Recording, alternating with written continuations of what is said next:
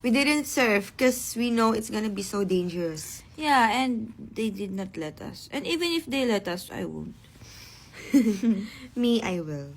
Me. Because I like to try things. Blues, did you know, I think nakwento, that I almost died when I was surfing in LU? Okay, you kwento it. Because You tell it. when they're teaching surf, they put something sa ankle mo, right? I don't know why. They put something on your ankle Yeah, so like you don't lost your surfboard. Yeah. You put like that, but then you will be drowned. But at least the surfboard is there. Ganun ba yung... Is that the logic? Is that the logic? Just the logic is not logicking for her. Is it okay to drown, but just the surfboard is there? And then we have nakatokes, the na guy that will teach us. We have a partner. Yeah, we had a partner that time, and then I was like surfing. Woo! I was so proud. Woo! And then I fell at a deep circumstance. At a deep velocity. No. At a deep part of of the ocean. I was like, woo, surf, and then I fell. And then I cannot swim. I cannot swim. So, and then the surfboard, and then the surfboard was like pulling me downstairs. It was pulling me downstairs, and I was like, then Kuya!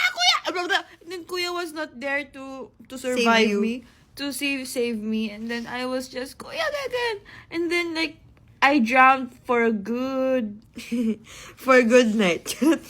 for a good time. I drowned for like 1 minute. 1 minute. Minute. no, because if 1 minute I would be dead. Oh. But I'm not.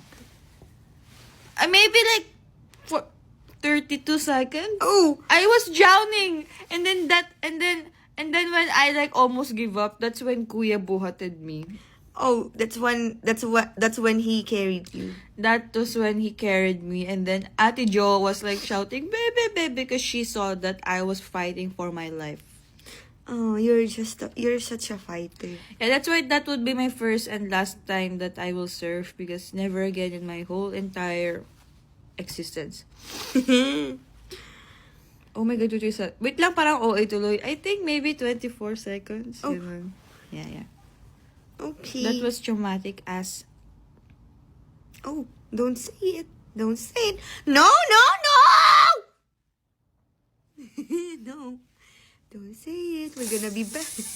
Oh my God. You're so brave, Bebe. I'm such a fighter. I know, right? We didn't surf because we know it's gonna be so dangerous. Yeah, and they did not let us. And even if they let us, I won't. Me, I will. Me. Because I like to try things. Blues, did you know, I think nakwento, that I almost died when I was surfing in LU? Okay, you kwento it. Because You tell it. when they're teaching surf, they put something sa ankle mo, right? I don't know why. They put something on your ankle Yeah, so like you don't lost your surfboard. Yeah.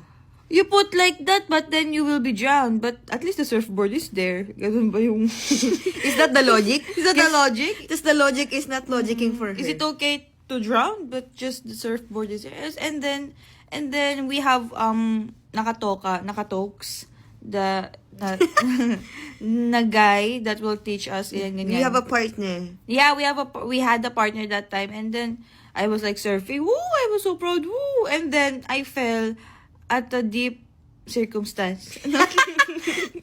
At a deep velocity. No. At a deep part of of the ocean. I was like, woo, surf, and then I fell. And then I cannot swim. I cannot swim. So, and then the surfboard, and then the surfboard was like pulling me downstairs. It was pulling me downstairs, and I was like, then Kuya!